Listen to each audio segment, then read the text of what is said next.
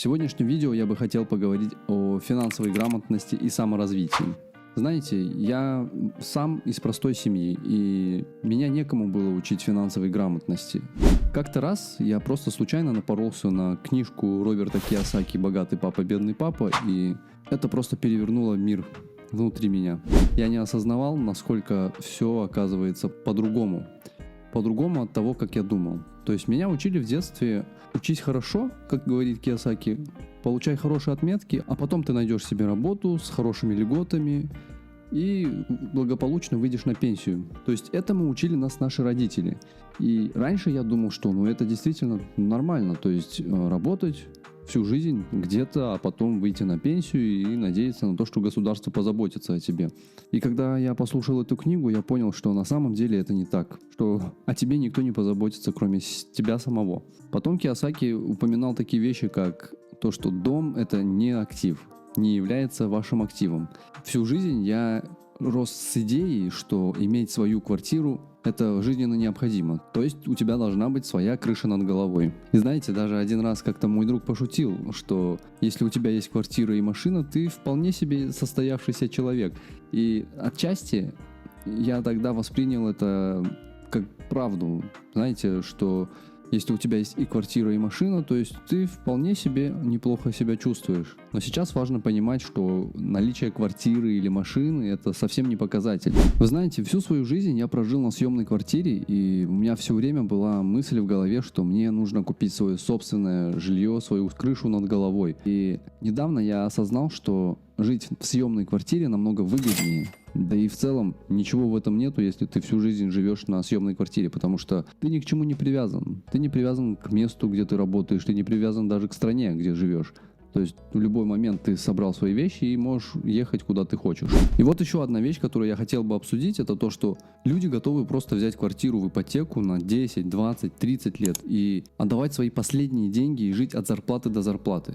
Но знаете, что я вам хочу сказать? Вы просто можете взять те же самые деньги, которые вы выплачиваете за ипотеку, положить их на депозитный счет и те же самые 10 лет просто откладывать эти деньги. Либо инвестировать их в индексные фонды, которые дают минимально хотя бы 10% годовых. Вы уже сможете приумножить свой капитал настолько, чтобы вам хватило купить и квартиру, и еще останется сверху. Еще один момент, который я хотел бы сегодня обсудить, это насколько важно изучать финансовую грамотность. Здесь речь идет не только о личных финансах и так далее. Здесь речь идет обо всем. Могу на собственном примере сказать, что раньше я не стремился ни к чему особенному. Я сидел, играл в компьютерные игры и так далее. То есть, просто жил, не думая ни о чем. И как-то настал такой момент, что на меня нахлынули чувства, что я ни к чему не стремлюсь. Я начал смотреть разные мотивационные видео на ютубе, читать книги, и это помогло мне. И знаете, что я осознал? Что изучение финансовой грамотности дает не только знания о финансах или об экономике. То есть я стал не просто учиться, как распоряжаться финансами, как правильно тратить деньги. Также я стал увлекаться историей, потом такие вещи, как тайм-менеджмент. Я стал учиться на разных курсах. То есть не только финансы. Понимаете, что когда начинаешь учиться финансовой грамотности, все остальное как бы взаимосвязано. То есть не только деньги. Здесь речь не идет только о деньгах. Речь идет в целом обо всем. И я считаю, что финансовую грамотность должны преподавать в школе.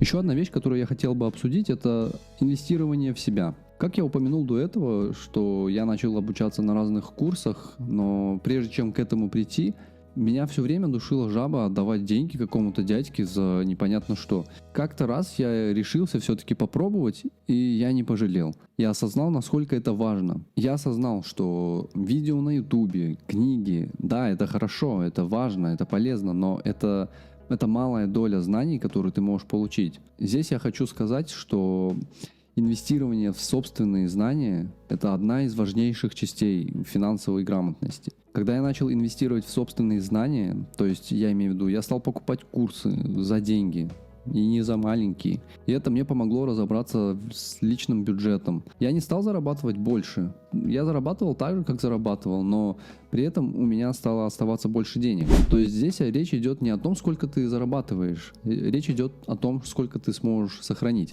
И когда вы учитесь на различных курсах, вы не просто получаете дополнительные знания, это также нетворкинг, вы общаетесь с людьми, которые тоже интересуются той темой, которой вы интересуетесь. Вы находите новых знакомых, заряжаетесь энергией, и это однозначно стоит того, чтобы потратить эти деньги. Дальше я бы хотел обсудить инвестирование в финансовые инструменты. Первое, во что вам нужно инвестировать, это само собой в свои знания. Но еще я бы хотел обсудить такие вещи, как акции, облигации, недвижимость и так далее. Сам я начал инвестировать год назад, и знаете, раньше я относился к инвестициям, это что-то недосягаемое, что-то из параллельной вселенной. То есть, когда Кийосаки говорил в своей книге «Квадрант денежного потока» про то, что есть инвесторы и бизнесмены, то есть с одного квадранта вам нужно перейти в другой квадрант.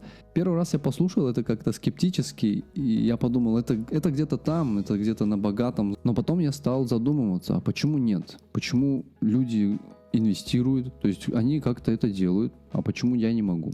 И я реально стал задумываться о том, чтобы тоже инвестировать. И все, и это было стартовой точкой для меня. И я просто начал искать в интернете, как начать инвестировать с нуля, и что это вообще такое. И я осознал, что ничего в этом нету. Что есть простой способ инвестирования, который не требует даже больших знаний. Даже тот самый Уоррен Баффет сам говорит, что если вы не знаете, куда инвестировать, инвестируйте просто в индексные фонды, и все, которые приносят 10% годовых. Сегодня я не буду углубляться в цифры и так далее. Я просто вам хочу сказать, насколько важна инвестиция. И в заключение я хочу сказать, что инвестировать может каждый, и уборщик, и официант, и так далее. Я сам работал несколько лет официантом, но, к сожалению, никто мне не говорил, что ты можешь инвестировать и приумножать свой капитал. Попробуйте просто начать, и вы офигеете от результата уже через год. Если вас интересует тема инвестиций, пишите в комментариях, и я в следующих видео буду подробно обсуждать пошаговую инструкцию о том, как начать инвестировать. Всем спасибо за просмотр. Подписывайтесь на наш канал, чтобы получать больше информации о финансах и саморазвитии. Пока-пока.